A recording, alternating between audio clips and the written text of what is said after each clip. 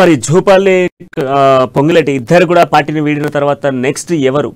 So next ఎవరిపై target ఉండబోతా ఉంది? ఈ రోజు డిబేట్ పాయింట్లో ముందుగా మనం ఈ అంశాలపై చర్చిద్దాం.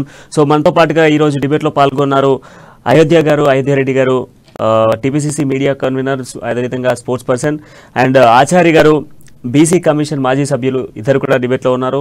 ఒకసారి వారిద్దరితో కూడా మనం మాట్లాడే ప్రయత్నం చేద్దాం. ఆచార్య గారు, ఈరోజు మనం చూస్తూ ఉన్నాము, అధికార బీఆర్ఎస్ పార్టీకి సంబంధించి ఇద్దరు కీలక నేతల్ని సస్పెండ్ చేశారు. గతంలో మనం చూస్తే 2018లో ముగ్గురు రెబల్స్ని సస్పెండ్ చేసినటువంటి కేసీఆర్ ఇప్పుడు మరొక సంచలనం తీసుకున్నారు. కీలక నేతలు ఇద్దరు కూడా బీఆర్ఎస్కి సంబంధించి క్రమం నుంచి.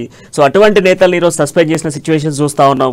పార్టీలో ఉంటూ కూడా పార్టీకి కొంత వ్యతిరేకత చేస్తున్నారు అన్నటువంటి వ్యూహం పైన సస్పెండ్ జరిగింది అని చెప్తా ఉన్నారు. సో దీన్ని ఏ విధంగా చూడొచ్చు మనం?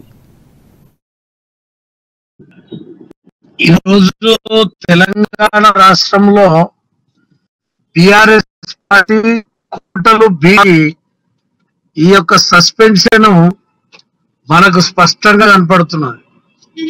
టిఆర్ఎస్ పార్టీ బీఆర్ఎస్ పార్టీగా మారిన తర్వాత, తెలంగాణ ఉద్యమ ఉనికిని కోల్పోయిన తర్వాత ఈ రాష్ట్రంలో బీఆర్ఎస్ పార్టీ రాబోయే రోజులలో కూడా ఇంకా అనేక సంక్షోభాలను ఎదుర్కొనే పరిస్థితి ఉంటది.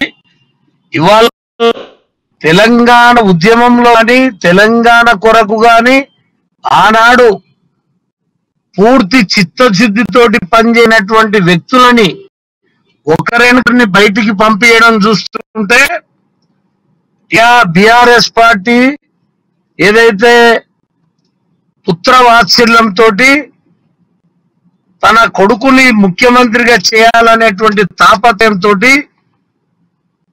అంటే తను ఇక్కడ తను ముఖ్యమంత్రి ఉండకుండా కొడుకుని పెడితే అనేక సంక్షోభాలు వస్తామని బీఆర్ఎస్ పార్టీగా రూపాంతరం చెంది జాతీయ రాజకీయ తన పుత్రరత్నాన్ని ఇక్కడ ముఖ్యమంత్రి చేయాలనేటువంటి ఒక లక్ష్యంతో ఇవాళ ఈటల రాజేందర్ గారిని, ఇవాళ జూపల్లి కృష్ణారావు గారిని, అదేవిధంగా పొంగిలేటి శ్రీనివాసరెడ్డి గారు బలమైనటువంటి నాయకులని రేపు వీళ్ళతోటి ఏ ప్రమాదం వస్తుందో అనేటువంటిది గమనించి ఇవాళ ఈ సస్పెండ్ చేయడము, కొంతమందికి భయం కలిగియాలనేటువంటి ఉద్దేశంతో కూడా